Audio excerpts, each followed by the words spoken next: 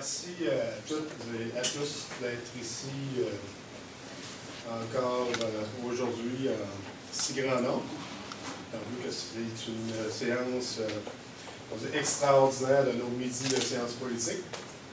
Je tiens à remercier Jonathan, le directeur du CSI, d'y avoir participé et contribué. Donc moi, je suis Éric Duchesne. Pour ceux qui ne me connaissent pas, je suis le directeur du département de sciences politiques. Et je vais introduire Rod en anglais. Rod va faire la présentation en anglais et aussi, vous devrez poser vos questions en anglais. J'ai testé son niveau de français depuis qu'il est arrivé samedi. Je pense que ça va être préférable que vous poser en anglais. Moi, je devais quitter malheureusement. J'ai un cours à 12h30, mais Jonathan va prendre le relais pour s'assurer que vous ne jetiez pas tous sur Rod avec vos questions là, qui vous tiennent si tant à cœur. Donc, on switch to English. Now, very pleased to introduce Rodwan Abouharb. So, Rod is what would the equivalent, I think now you use the term associate. He's associate professor at UCL, University College London. This will age me a little bit, but Rod is a former student of mine. A student when I was teaching in the United States. It is MA with me, and then moved on to work with better people at the university where he got his PhD, and went on to Louisiana State University until he moved on to UCL. So the best way to introduce Rod. Rod is maybe the master of counterintuitive results. And he's going to present you some of his counterintuitive results. You would think that the World Bank and IMF program lending would do something to make the world better. Having among the recipient countries maybe a little less corruption, so that doesn't seem that it is the case. It's the same way in some of our, some of you may have seen some of my own presentations I've done with Rod, where we show that despite some very substantial, between entre guillemets, comme on dit en français, changes to World Bank programs in the 1990s to make it closer to the people, we show in our research that the results are no better or even worse. So that's kind of counterintuitive to say, if we listen to the poor, to the people, usually instead of imposing it, having this top-down attitude, listening to people, you propose something, you would imagine things would be better. At best, we show that it doesn't make any difference, the same, or at worst, which we show, we show as well, that things are even getting worse.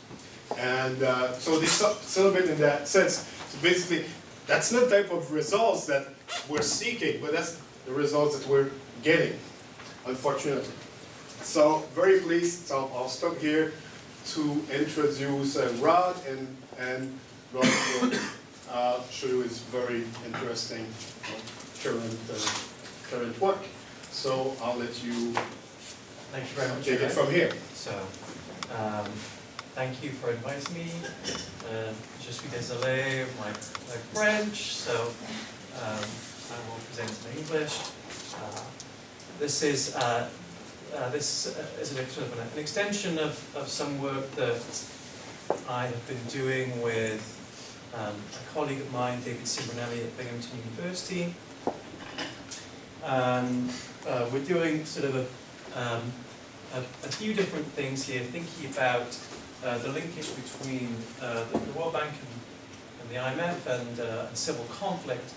Now, for most people, they tend to think about sort of the World Bank and IMF as good institutions, right? So institutions that are designed to help countries in difficulty, and institutions that are designed to kind of reduce poverty and encourage economic development.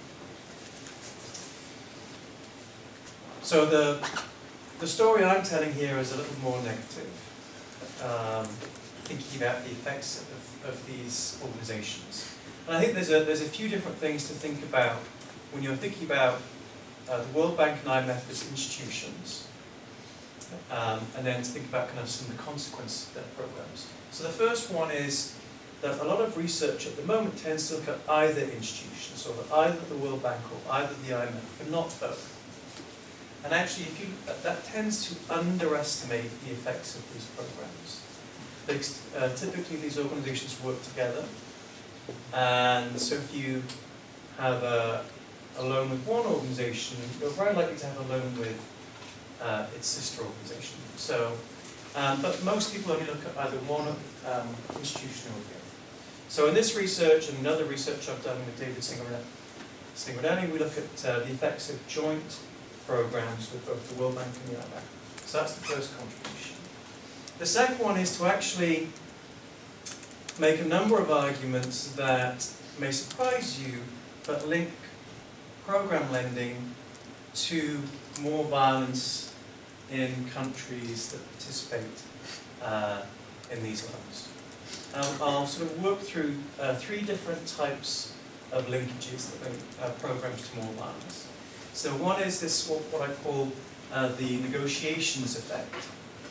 And that is when governments are negotiating programs with the IMF or the World Bank.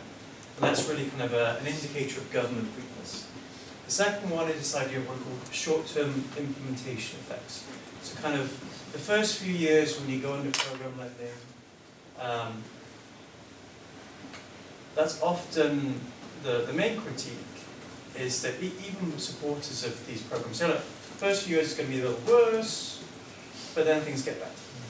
So we look at the short-term implementation effects, and I make some arguments around those, and then the longer-term cumulative effects of going into these programs. And for those people who support program lending, they say, well, look, the longer-term effects of these programs will be positive. You'll make the changes that are needed to many of the programs which these countries need in the first place, so you should see positive effects. So I'm going to walk you through these three separate types of effects, which I think all worsen the likelihood and the frequency of violence, but for different sets of reasons. The third one is the importance of what I call kind of selection effects or endogeneity. This is something that is important to actually thinking about kind of public policy in general. So when you're trying to think about, do institutions have positive or negative effects in their sort of policy outcomes, it's really important to understand, well, what drove them to make these choices in the first place. And you've got to make sure that in these particular examples, countries that are in economic difficulty typically go under World Bank and IMF program lending. So you need to make sure that it's not that difficulty that is driving our results, but it's actually the content of the programs themselves. And then, as Eric sort of pointed out, this is sort of part of a larger research project, not only looking at kind of economic growth, but also then the effects of conflict on different types of repression.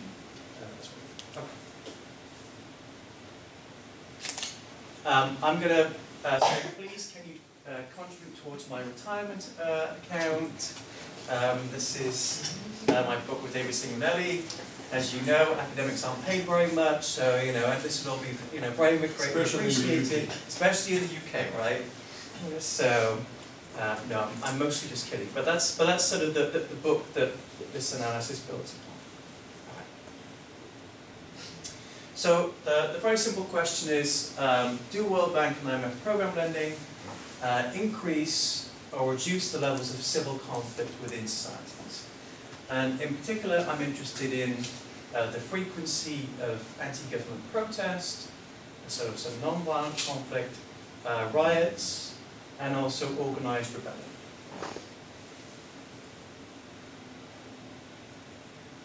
So walking you through these different types of effects that I think link program lending to civil conflict. The first one is the negotiations effect.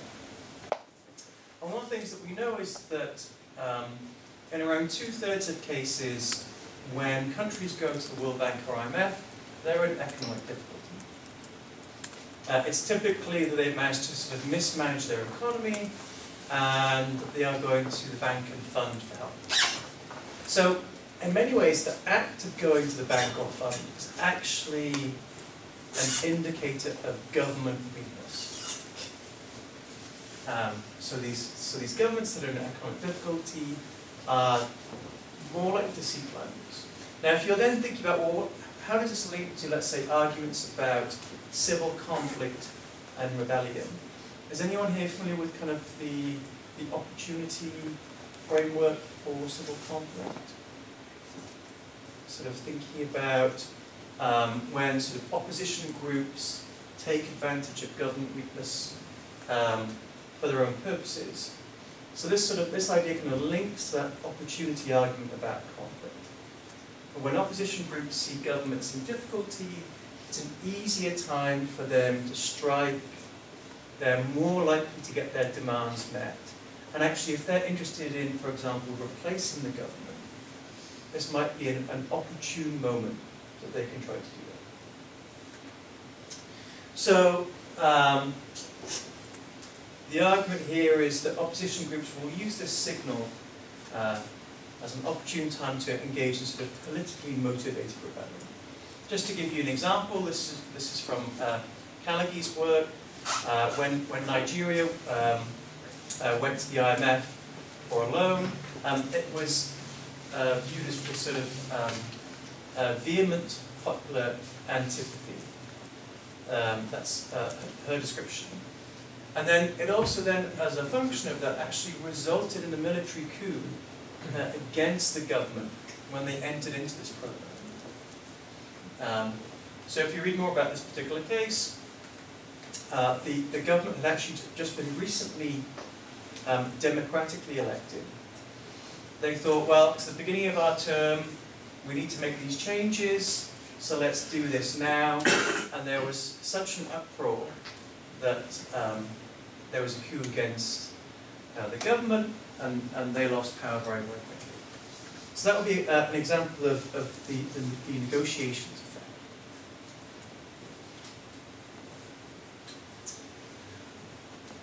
Thinking about what I've called the short-term and the longer-term implementations effect. So one of the things we know about the changes that are mandated by the bank and fund often kind of increase people's uncertainty about their economic future. So many of the changes that the bank and fund demand, for example, it includes sort of reduction in public spending on sort of healthcare, education, typically sort of assistance that people might receive if they become unemployed. And it also often leads to the government reducing the size of the bureaucracy, so people lose their jobs. All these different types of factors kind of increase people's uncertainty about their economic future. And then if you're linking this to the literature about rebellion, this links to what is called prospective deprivation. So people are worried about what will happen in the future, that they will be worse off in the future than they are today. And that increases the likelihood of violence against those whom they hold responsible for those changes. So in this case, the government. And the argument that this will lead to sort of more protest, will lead to more sort of lower levels of violence as kind of opposition parties utilize the widespread opposition to these changes for their own political gain. And then, so linking that from kind of people's sort of individual anxieties to then how it becomes sort of politicized, sort of links into sort of the resource mobilization arguments about civil conflict. That political groups will often use this type of kind of economic difficulties for their own benefit.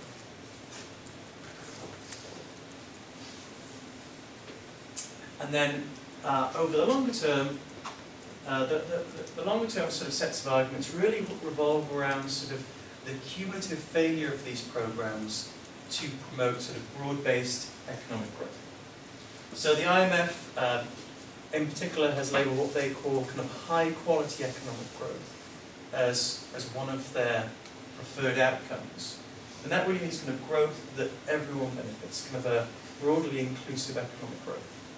And the argument is actually that these programs fail in doing that, and that they fail even in the longer term doing that. So if you could have imagined that you're a citizen in one of these countries and you've been told, well, look, we're going to make these difficult economic changes, but things will get better over the longer term. And in comparison to things getting better, they actually stay the same or even get worse. That's what Professor Shane and I's work sort of indicates. Well, in those types of cases, you will feel more aggrieved, more deprived against your government than you had before. And this will increase the likelihood of civil conflict taking place. Just to add a little sort of wrinkle of complications into already a fairly complicated story, there may well be sort of a non-linear relationship here, thinking about sort of the cumulative failure of these programs and the likelihood of conflict.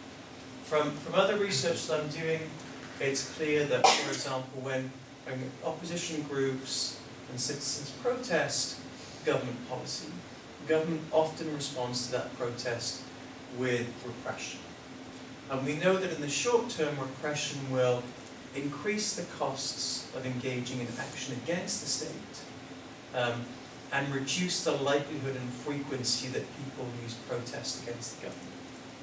But actually, over the longer term, what happens is, if things don't improve, now you're just feeling more resentful. That resentment will build up over time, and then you'll see more violence as a function of the failure of these programs. Okay, so some hopefully fairly straightforward hypotheses here.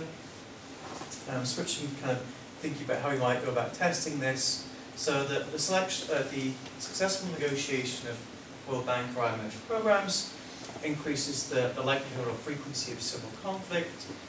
And then we look at kind of the short term and the cumulative effects of these programs on the likelihood and frequency of civil conflict. I think it increases that likelihood, and then for the cumulative effects, we think there is this U-shaped relationship, where it's more in the short term, it's less in the middle when as a function of government repression, and then as resentment builds again, you see more over the longer term.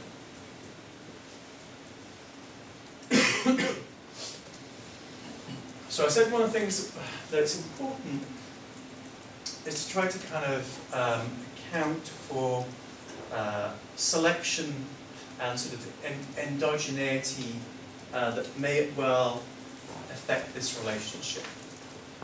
So one of the things that we know about these types of loans is that it's a non-random selection of countries that get them, right? So you have to request a loan or negotiate a loan from the IMF and the World Bank, and they have to agree to give you one. And it may well be that the types of factors that increase the likelihood of going under these programs in the first place, for example, kind of poverty or economic difficulty, are also associated with a different likelihood of civil conflict. So it's really important to try to kind of isolate the effects of these programs from any sort of underlying endogeneity about why countries go under these programs in the first place. Now that makes life quite complicated. For those of you who have tried to sort of wrestle with the issue of endogeneity, it's not always substantively important, but you don't actually know until later on in the process whether or not it matters. But theoretically, this is something to think about. And then substantively, there are sort of a wide variety of different methods that you can use to try to address them. Okay. So I love kind of showing, people get worried about results. They say, look, show us some tables to know you've actually done whatever it is you say you've done, right? They're just about small enough that you can't read them. but we will kind of go through kind of substantively what this all means. In terms of thinking about sort of, we can talk more about sort of the control variables and things like that. For the purposes of the talk, it's the usual set of suspects that you might want to control for when thinking about civil conflict. So let's think about kind of the. I'll run you through these two, and then we'll talk sort of substantively about what they mean. So these particular ones are looking, for example, at the sort of the negotiations effects here, kind of entering in to World Bank program lending and its effects on rebellion, and then its effects on demonstrations and riots. And the second sort of column here is, for example, what happens if you don't take into account endogeneity, and does it matter or not? So just to give you sort of a very brief summary here, the research indicates that the negotiations effect increases the likelihood of rebellion. That's actually not sensitive to whether you account for endogeneity or not. The negotiation effect increases the frequency of demonstrations. Thankfully, also not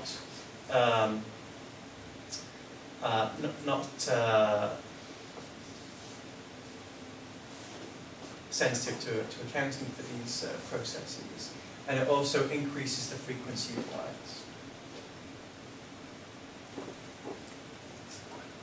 And then, for example, if we're thinking then sort of secondly about the cumulative effects here, so the columns 3 to 6 year the short-term implementation effects. Then, for example, if you're thinking about the cumulative effects, whether there's a sort of a non-linear relationship, there does appear to be a non-linear relationship with sort of rebellion. And also riots.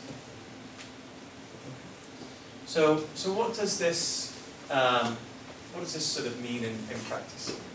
So if you try to kind of just because something is significantly increased, it doesn't mean that it's substantively important.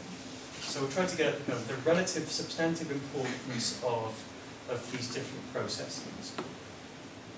So as I noted, negotiating program lending increases the likelihood of rebellion, right? So it seems to provide support for arguments about sort of opportunistic motivations taking place,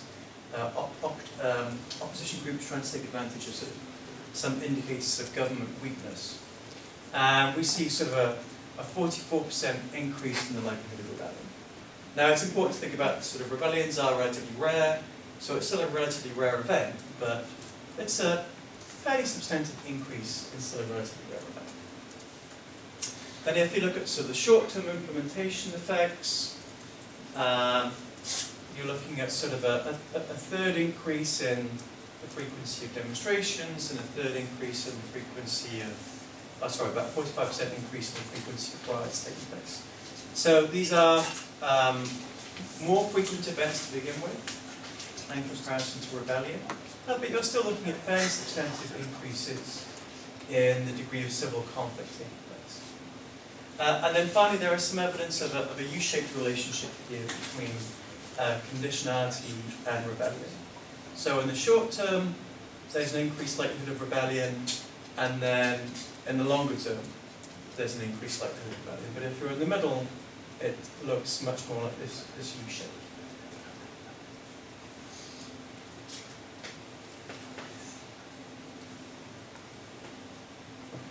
So what do we know? I'm never quite sure what we know at the end of it. Sort of when I'm teaching class, I say, what do we know at the end of class in comparison to what we knew at the beginning? We might know a little bit more. So I think one of the things maybe that we do know is that kind of in comparison to what supporters of the World Bank and IMF say, that these programs do not reduce instability within these countries. They actually sort of increase instability in these countries. And that even, for example, even if you account for the types of processes that support the same matter, so the fact that these countries are often in difficulty in the first place, even if you account for those processes, these negative effects still remain. So there is there's a very famous piece, if you're a political economy nerd, called The IMF Strikes Back.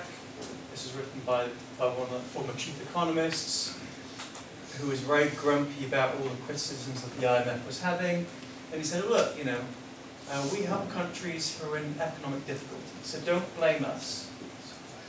And actually what this type of analysis says is, well, even accounting for that you do help countries in economic difficulty, the consequences of your help actually make things much worse. And then I think if you're thinking about what are the substantive policy implications, sort of the first one is really that the type of sort of neoliberal programs that the bank and fund support do not work in developing economies. They don't really work in industrialized economies either, but they certainly don't work in developing economies, because developing economies typically don't work the same way that economists think they do. And that's what their models are based upon.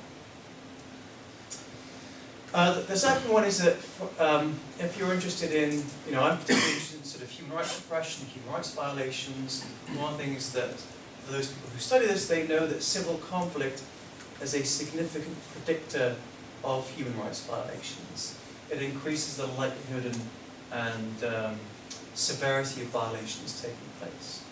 So one of the consequences of these programs is then to also increase human rights violations as a consequence. And then the third one is to think sort of more generally about sort of international financial institutions, is that they have effects that go far beyond their remit, sort of far beyond the remit of economic growth or economic decline. They're actually having substantive effects in other areas of